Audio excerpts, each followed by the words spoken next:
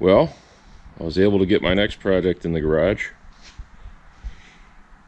It's a beautiful rainy day. I was able to get this moved in here with the help of my neighbor before it started raining. Well, sitting outside for a year and a half, I was worried that something happened. But good news, everybody. Turns over without an issue. Sounds like somebody's burning leaves. Hope it's just leaves. Anyways, I had a brain fart when I was putting this motor together. I had this nice oil pan sitting on a shelf in the garage. It was never used, left over from something else. So I figured, hey, I'll use that oil pan. Well, if you know about Fords, like I should know about Fords, what side was it on? I can't remember what side it's on. Is it this side? Yeah, it's this side. Ford has two different oil pans for the small block. The one that has the dipstick and the one that doesn't. Well, this block is made to have a dipstick for the oil pan. This oil pan is not made to have a dipstick. So the simplest solution I came up with was buy a timing cover that has the dipstick hole in it. And buy a dipstick. So that'd be one of the first things I'm going to do to this, since I got it back in here. That, and probably hook the drive shaft up.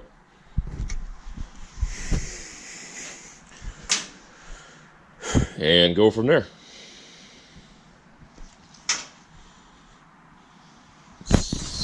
See what I can get done on this in the next couple weeks. Be wonderful if I get this back on the road.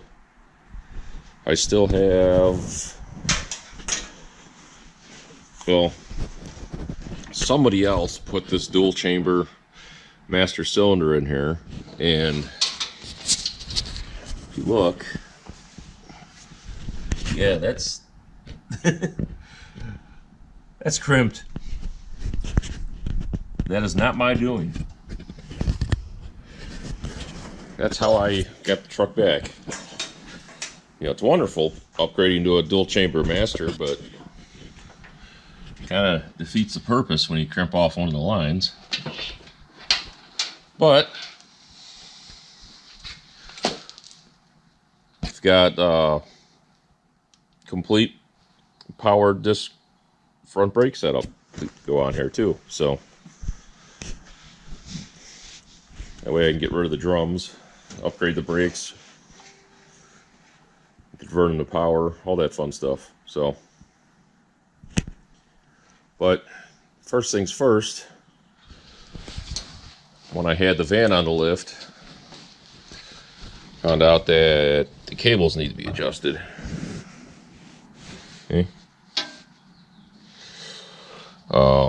This side clicks the locks before the other side, so I'm going to take care of that first. See what happens.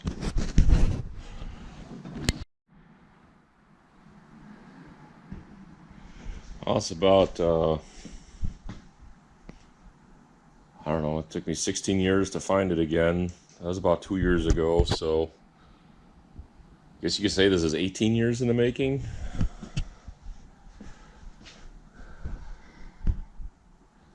Got my cables adjusted on the lift. Working pretty good now. These tires. Funny thing about these tires, I remember going into the city, Chicago, with my father to get these tires installed onto these wheels. God, that had to be 1993, I'm guessing, right around there. There should be a DOT code on these.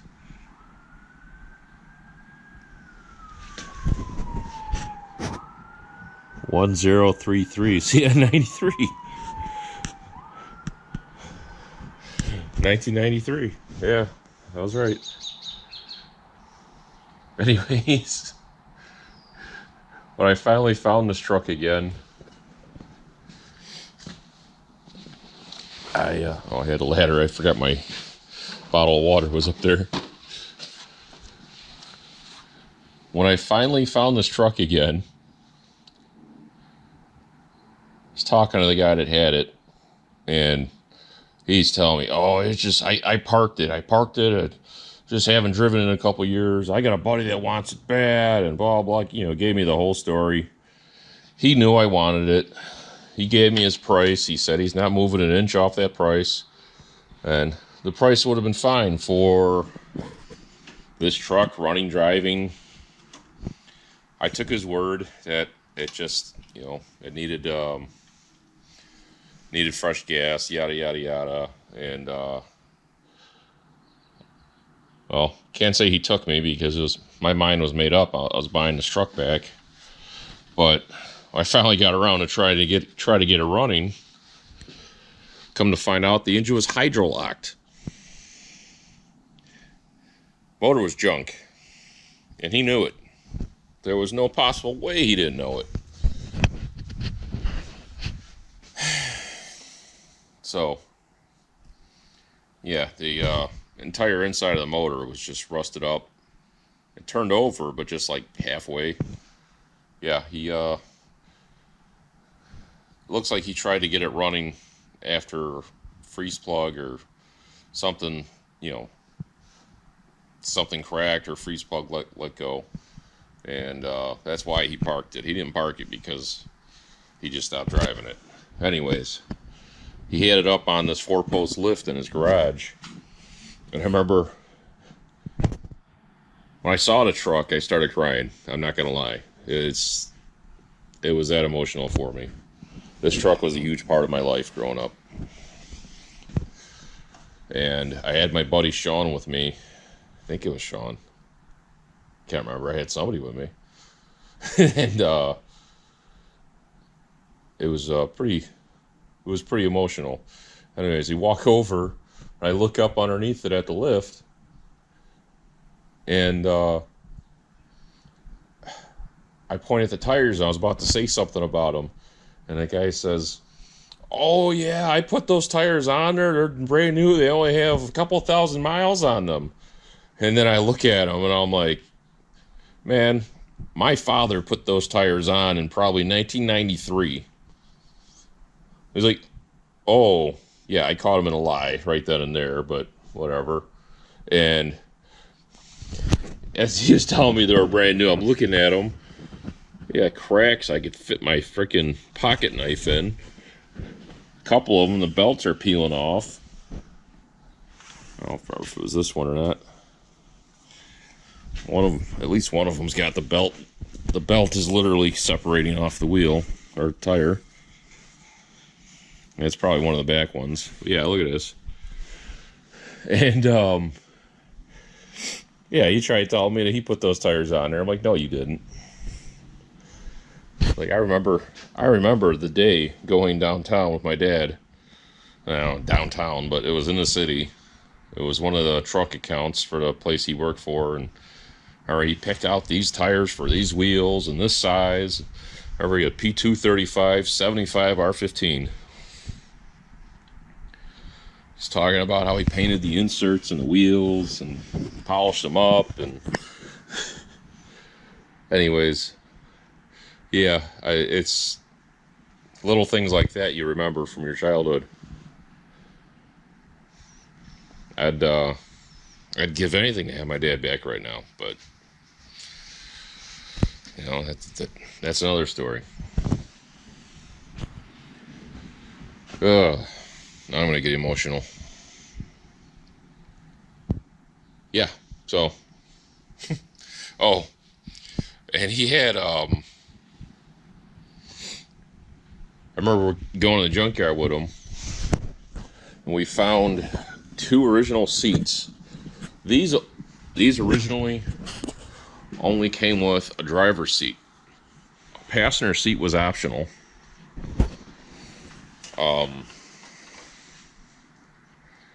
So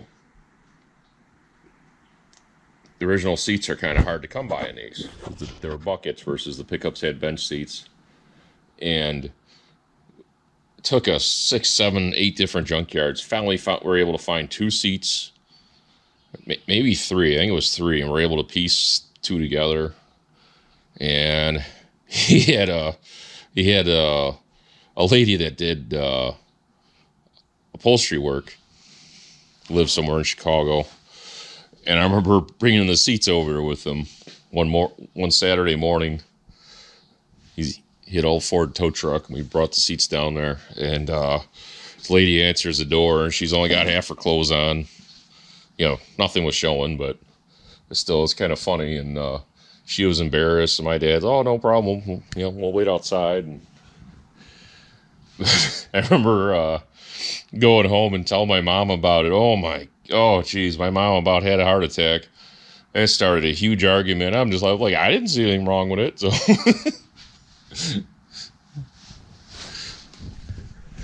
they didn't do anything wrong. It was just, you know, she answered the door. She only had a bra on and pants. So whatever.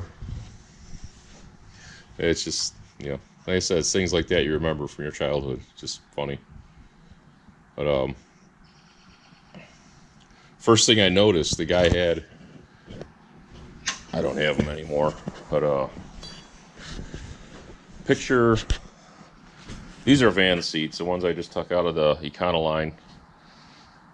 He had conversion van seats in it with the armrests and the big poofy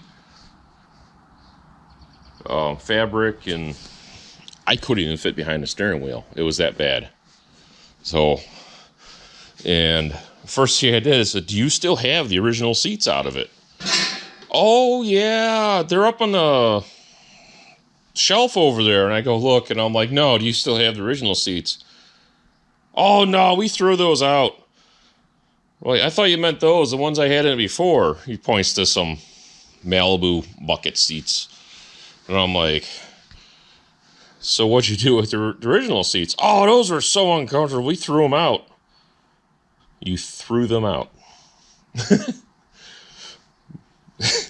I couldn't believe it. I'm like, whatever. So I searched and searched and searched. I cannot find original seats for this thing anywhere. Like, they just do not exist. Every time I ask somebody, they come up with a bench seat out of a pickup. I'm like, nope, that's not right. So I think I found something that'll work. And we'll get to that and get to that. But there it is. Tell you a little bit about what I'm doing to it. I have brand new tires to put on these wheels for now.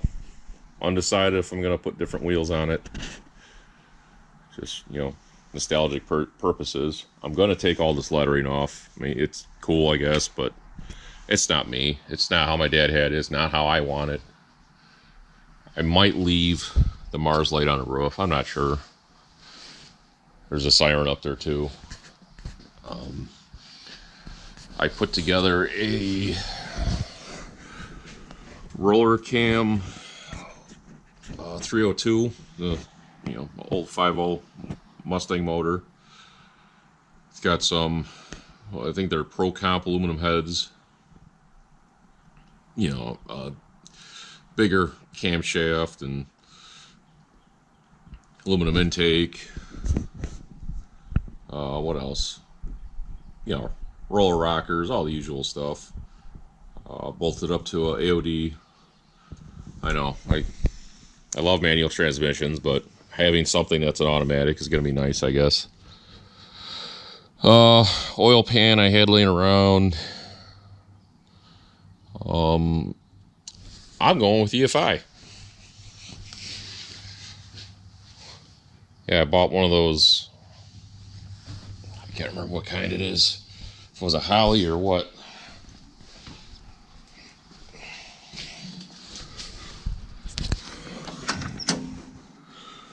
Can I see it? Go EFI? EFI Tech. Yeah, EFI Tech. Got an EFI Tech. Electronic fuel injection. Lock car shifter, low car, I don't know, however you pronounce it. Should be a fun cruiser. And I hope my son has as many good memories in it as I did with my father, so that'd be the biggest goal. So see what happens. Start working on it, I guess. See you guys later. Well, it took me 2 years. I finally got the drive shaft in. Seems to fit okay. I like the custom gas tank strap. I'm gonna have to drain the tank out. Get that strap fixed probably.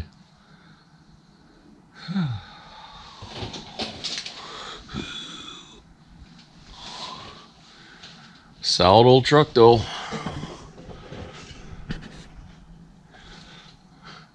Originally came from Georgia. Well, those are the original cab mounts, body mounts, or you want to call it in this. Very, very solid truck. My dad painted it in our garage in the early 90s.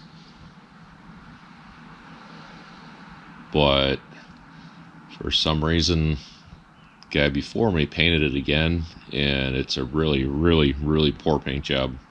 It's the same color, just he was very proud of it. But yeah, it was an interesting guy. He was very proud of this truck, but he shouldn't be allowed anywhere near vehicles with any tools. Let's put it that way. Back to work.